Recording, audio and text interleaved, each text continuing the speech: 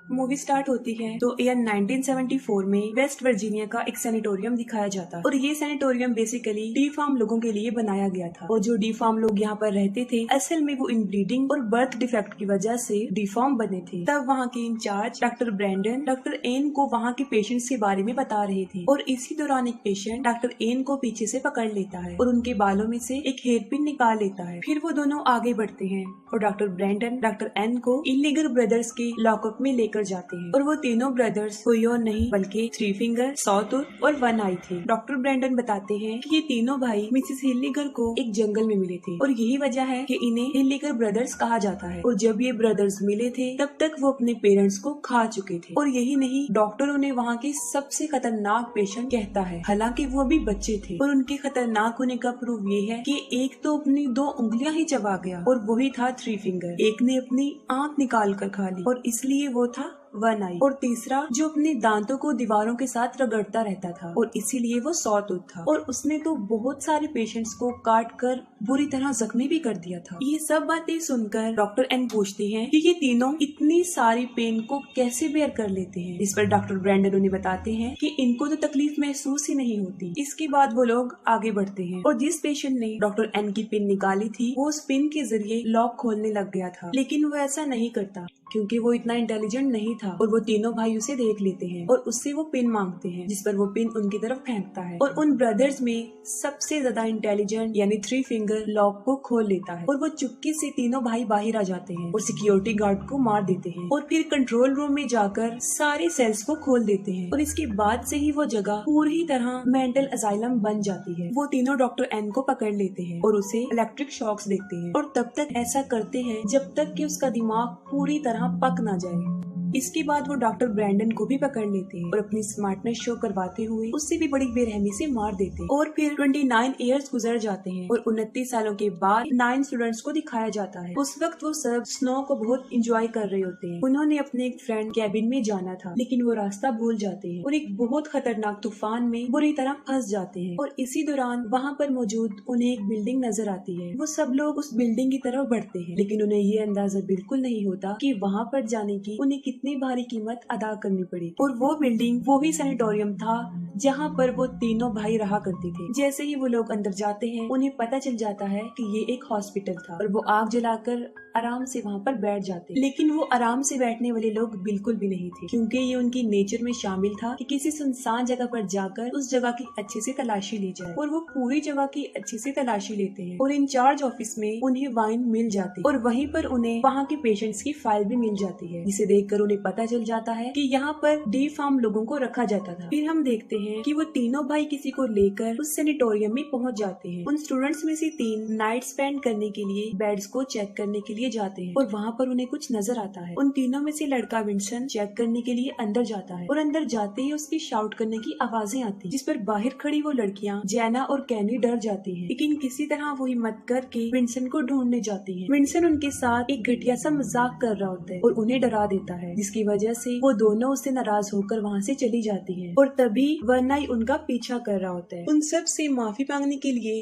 Vinson अकेला ही generator ढूंढने चला जाता है और उसे जनरेटर मिल भी जाता है और फिर वो उसे ऑन कर देता है। अब क्योंकि वो सब अमेरिकन स्टूडेंट्स थे और किसी सुनसान जगह पर उनका दूसरा रूल ये होता है कि जब लाइट आ जाए तो पार्टी करें, और वो बिल्कुल ऐसा ही करते हैं और पूरे हॉस्पिटल में हलचल मचा देते हैं। लेकिन इस दौरान उन्हें ये पता नहीं होता कि कोई उन पर नजर रख रहा। पार्टी करते करते वो लोग एक ऐसी जगह पर पहुंच जाते हैं जहां उन्हें एक फिल्म रील मिलती है। डैनियल उसे एक प्रोजेक्टर में डालकर उसे प्ले कर देता है। उस फिल्म में दिखाया जा रहा था कि उन हिल्लिगर ब्रदर्स पर सबसे ज्यादा एक्सट्रीम टेस्ट किए जा रहे थे।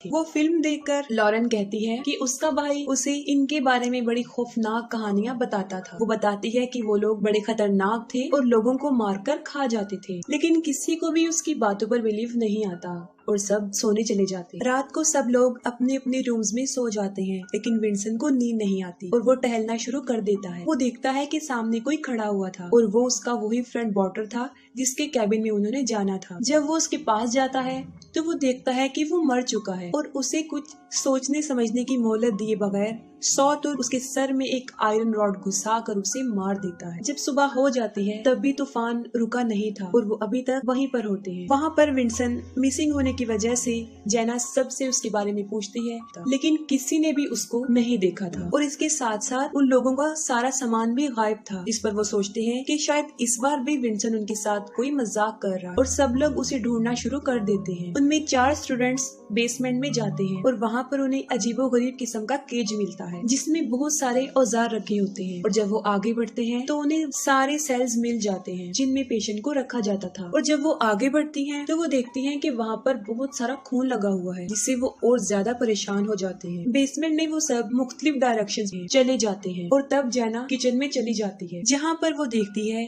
कि सॉटूथ वाटर के टुकड़े कर रहा होता है। तभी 3 फिंगर वहाँ आकर सॉटूथ को ले जाता है। तब जैना भी जल्दी से वहाँ से भाग जाती है और उन सब लोगों के पास आकर उन्हें बताने की कोशिश करती है। तभी वाटर की जैकेट में कुछ उनके सामने आकर गिरता है। तब केनिया उसे चेक करने जाती है और जैसे ही वो जैकेट को खोलकर देखती है तो वो देखती है कि उसमें वाटर का कटा हुआ सर है। अभी वो सब संभले भी नहीं थे। वो तीनों भाई बालकनी से एक बाल वायर नीचे फेंक कर क्लेयर के गले में फंसाकर उसे ऊपर खींचने की कोशिश करते हैं। तब काइल उसके पाँव पकड़ लेता है और वो पूरा उसके खून से भर जाता है। इतनी कोशिश के बावजूद भी वो काइल को बचा नहीं पाता और उसका सर धड़ से अलग होकर उसके ऊपर गिर जाता है। वो सब वहाँ से भागने की कोशिश करते हैं लेकिन उनकी स्नोमोबिल्स चल नहीं रही थी क्योंकि उन्होंने उनके स्पार्क प्लग निकाल दिए थे। अब उन्हें कुछ समझ नहीं आ रही थी कि क्या किया जाए। लॉरेन जो कि स्की चैंपियन थी वो डिसाइड करते हैं कि वो स्की करके हेल्प लेने जाएगी और तब वो मदद लाने के लिए वहाँ से चल पड़ती है। बाकी सबके पास गर्म कपड़े नहीं थे और वो उस तूफान में भी नहीं खड़े रह सकते थे। तब वो इंचार्ज ऑफिस में खुद को लॉक करने का डिसीजन लेते हैं। वो जल्दी से भागकर ऑफिस में जाते हैं और अंदर से खुद को लॉक कर लेते हैं। अपनी सेफ्टी के लिए उनके पास कुछ नहीं था। हालांकि बेसमेंट में उन्होंने बहुत सारे औजार भी देखे थे और इसीलिए काइल, डैनियल और सारा बेसमेंट में जाते हैं और वहाँ पर 3 फिंगर उनके पीछे पड़ जाता है और वो जल्दी से जाकर केज में छुप जाते हैं। और जब 3 फिंगर वहाँ से जाता है वो बहुत सारे हथियार लेकर वहाँ से भाग जाते हैं। दूसरी तरफ वन आई ऑफिस के दरवाजे में होल करके केनिया को पकड़ लेता है। इस पर ब्रिजिट उसके हाथ में ब्लेड मारती है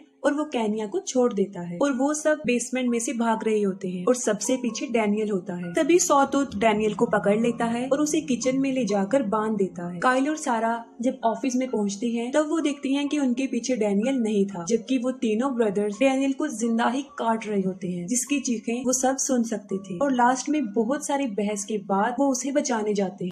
तब काइल देखता है कि वो तीनों उसकी मसल्स को काटकर तेल में फ्राई कर खा रहे थे और डैनियल उस टॉर्चर से बच नहीं पाता और उसे मरा हुआ देखकर वो सब डिसाइड करते हैं कि वो उन तीनों को अपने ट्रैप में फंसाएंगे। ये सोचते हुए वो उन लोगों पर अटैक कर देते हैं और उन्हें एक सेल में बंद कर देते हैं। तब काइल उन्हें जलाकर मारने का फैसला करता है लेकिन केनिया उसे ऐसा करने से रोक देती है। वो इसलिए मना करती है क्योंकि शायद उसकी इंसानियत जाग गई थी और वो उन्हें मासूम समझ रही थी।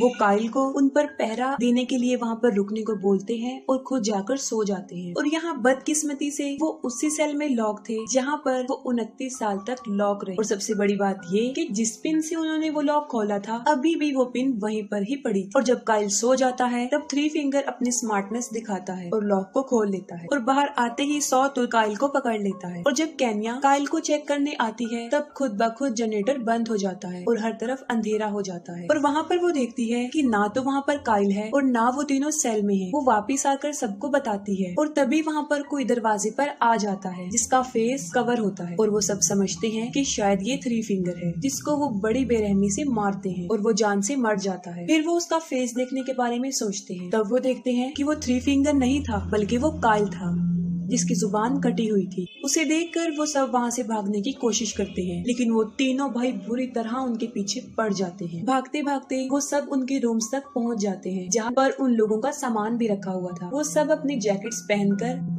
खिड़की से बाहर आने का डिसीजन लेते हैं लेकिन वो एक सैनिटोरियम था जिसकी सारी विंडोज सील्ड थी और वहीं पर उन्हें एक टूटी हुई खिड़की मिलती है लेकिन उस खिड़की के पीछे बहुत सारी बर्फ जमी हुई थी। सारा उस बर्फ को हटाने लगती है और इतनी ही देर में वो तीनों भाई भी वहाँ पहुँच जाते हैं। वो 3 फिंगर दरवाजा तोड़ने की बहुत कोशिश करता है। 3 फिंगर के बाद सॉटूथ उस दरवाजे को तोड़ने की कोशिश करता है और इतनी ही देर में सारा बर्फ से एक रास्ता बनाने में कामयाब हो जाती है और वो वहाँ से बाहर निकल जाते हैं। लेकिन जैना बाहर निकल नहीं पाती और वो वहीं फंस जाती है और तब सॉटूथ एक ड्रिल लेकर उसे मार देता है। बाकी तीनों जान बचाकर वहाँ से भागते हैं लेकिन वो तीनों भाई भी उन्हीं की स्नोमोबिल्स पर उनका पीछा करते हैं। सॉटूथ ब्रिजिट को पकड़ लेता है जिस पर वो चाकू से उस पर हमला करती है और वो उसे छोड़ देता है।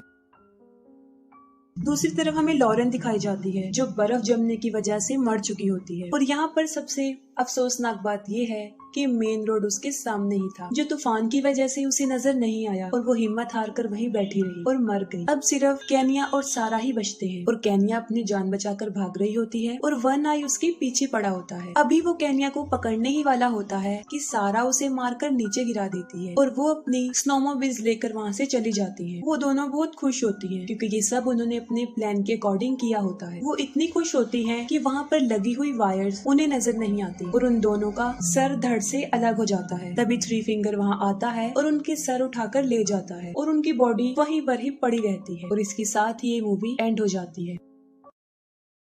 मूवी